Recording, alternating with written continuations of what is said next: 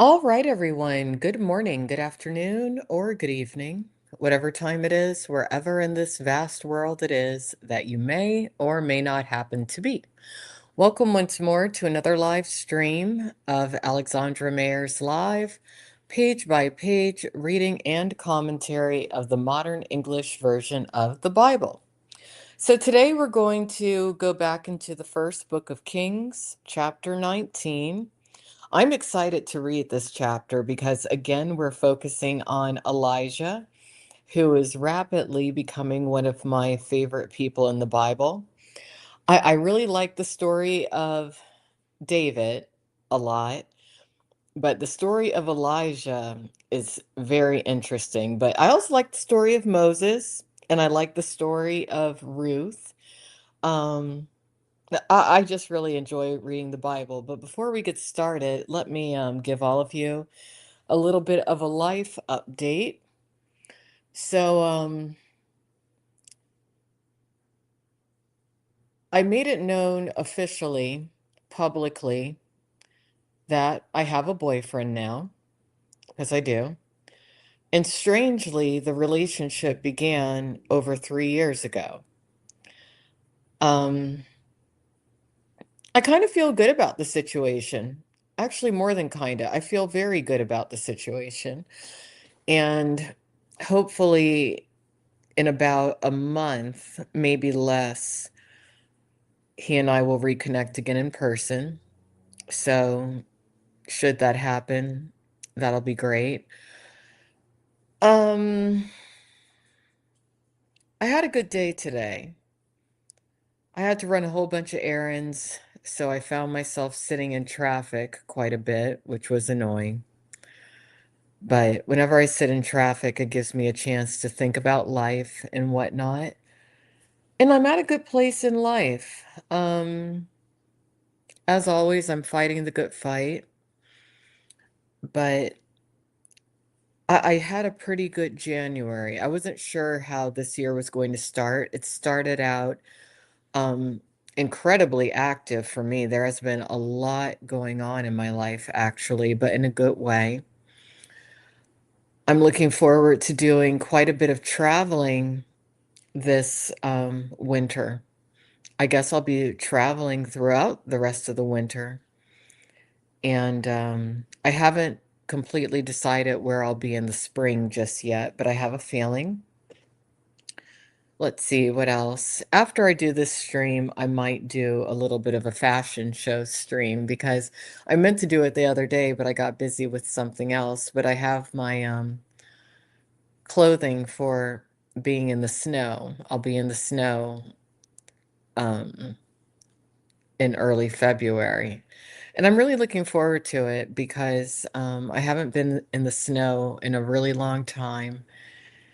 And it'll just be a nice change of pace. And I have a feeling that the person who's going to teach me to snowboard um, is really nice. And I have a feeling that he and I will have some really good conversations. So life is pretty good right now. Is there anything else I want to touch on? Not really. I'm feeling really good health-wise. And I think it's due specifically to my having shifted my diet. I did cheat when it came to my diet today and had a little bit of fast food, but nothing too extreme. So I'm just going to continue um, eating healthy and, you know, getting some exercise when I'm able to. And I'm going to continue putting good things into my mind because just like we are what we eat, I think that we are what we allow into our minds also. So let's go ahead and get started. First book of Kings, chapter 19. Elijah flees from Jezebel. And just to catch you all up, Jezebel is a character in the Bible that pretty much everyone in mainstream society knows about, considering that her name has been so publicized, which is kind of counterproductive because so far from what we're learning about her, she's pretty evil. She was having a bunch of prophets killed at that time. She was targeting Elijah. It's horrible. So anyway, here we go. Elijah flees from Jezebel. And Ahab told Jezebel all that Elijah had done and how he had executed all the prophets with the sword. And just so you know, the prophets that Elijah had executed were prophets attached to a deity known as Baal, not the Christian God. Then Jezebel sent a messenger to Elijah, saying, "So let the gods do to me and more also, if I do not make your life as the life of one of them by tomorrow, about this time." When he saw that she was serious, he arose and ran for his life to Beersheba, which belongs to Judah, and left his servant there. But he went a day's journey into the wilderness, and came and sat under a juniper tree, and asked that he might die, saying, "It is enough. Now, O Lord, take my life, for I am not better than my fathers." As he lay and slept under the juniper tree, behold, an angel touched him and said to him, "Arise and eat." He looked, and behold, there was a cake baked on coals and a jar of water at his head. And he ate and drank, and then lay down again. The angel of the Lord came again a second time and touched him and said, "Arise and eat, because the journey is too great for you." He arose and ate and drank, and went in strength. And went in the strength of that food 40 days and 40 nights to Horeb, the mountain of God. Elijah hears the Lord. He came to a cave and camped there. And behold, the word of the Lord came to him. And he said to him, "Why are you here, Elijah?" And he said, "I have been very zealous for the Lord, Lord of hosts, for the Israelites have forsaken your covenant, thrown down your altars, and killed your prophets with the sword, and I alone am left, and they seek to take my life." And as a side note, when I think about it,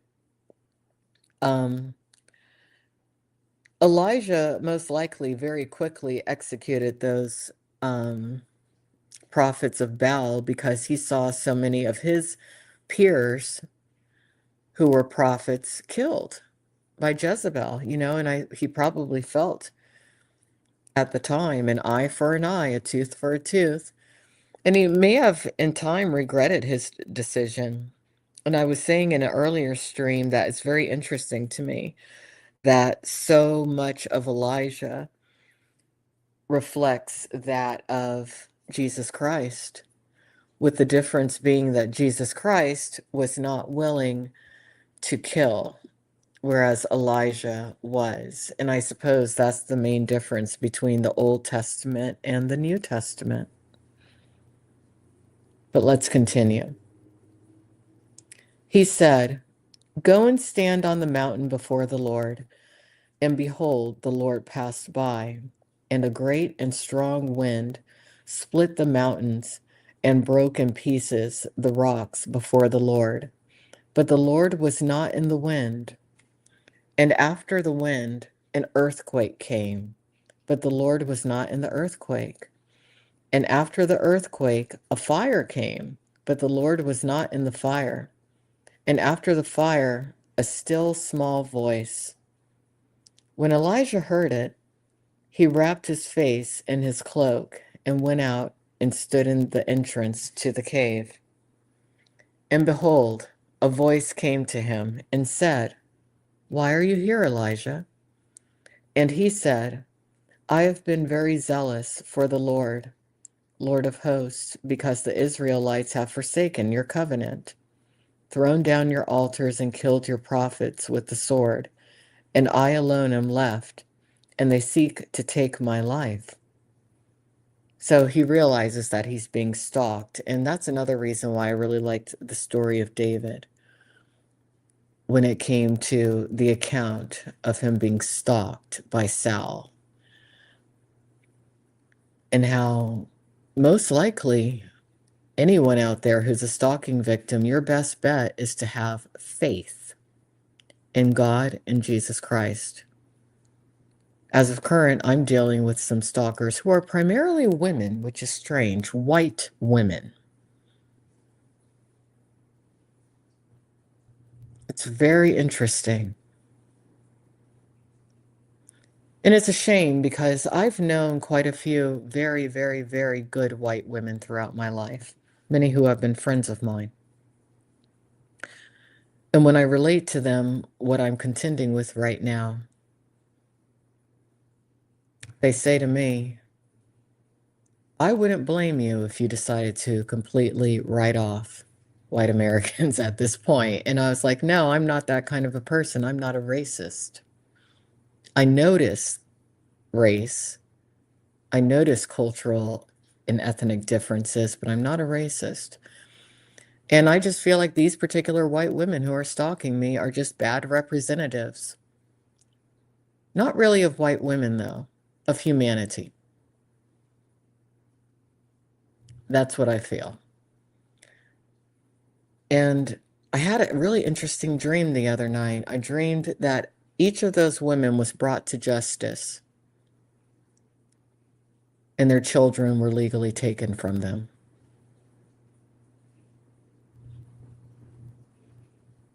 Now, it was just a dream, but I have a feeling that each of those women's stories isn't going to end well. And I think that it's going to be publicly known. And I don't think I'm going to have to do anything in regards to any of them. I've decided that this year is my year of being 47, fun, and fabulous. And so far, it's off to a good start, but I've made the choice not to allow anyone's intimidation tactics or hate or stalking or harassment stop me from having a good time this year because I need the good time. So that's what I wanted to share. Anyway, let's continue. The Lord said to him, go return on the road through the wilderness of Damascus, and when you arrive, anoint Hazael to be king over Aram, and you shall anoint Jehu, the son of Nimshi, to be king over Israel, and you shall anoint Elisha, the son of Shaphat of Abel Mahola, to be prophet in your place. He who escapes the sword of Hazael will be killed by Jehu, and he who escapes the sword of Jehu will be killed by Elisha. Still, I have preserved 7,000 men in Israel for myself, all of whose knees have not bowed to Baal, and whose mouths have not kissed him. The call of Elisha. So he departed from there and found Elisha, the son of Shaphat, who was plowing with 12 yoke of oxen before him, and he with the 12th. And Elijah passed by him and threw his cloak on him. He left the oxen and ran after Elijah and said, please let me kiss my father and mother, and then I will follow you. And he said to him, go back, for what have I done to you? So he returned from following him and took a yoke of oxen and sacrificed them and boiled their flesh with the yokes from the oxen and gave it to the people, and they ate. Then he got up and went after Elijah and ministered to him. And that's the end of chapter 19. I'm going to try to wake up really early tomorrow to do another reading. We're almost completely through the book, or at least the first book of Kings. We only have 3 more chapters to go. So I'm really glad that it's concluding with the story of Elijah and whatnot. Very interesting story. So everyone have a good night. I have some other things I have to get done. And I will talk to you later. Bye-bye.